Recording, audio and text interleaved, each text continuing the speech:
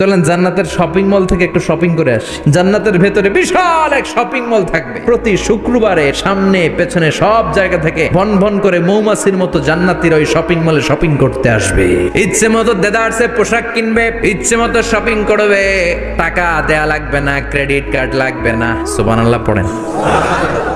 জান্নাতে যারা ঢুকবে তাদেরকে রেশমের তৈরি পোশাক দিয়ে পোশাক বানিয়ে দেওয়া হবে। সবুজ মিহি সিল্কের রেশমি কাপড় দিয়ে ড্রেস আপ করা হবে, যেটার মধ্যে স্বর্ণ দিয়ে এমব্রয়ডারি করা ডিজাইন থাকবে। সর্বপ্রথম জান্নাতীদেরকে কি খাওয়ানো হবে জানেন? মাছের ভুনা কলিজা। খাইতে খাইতে শেষ।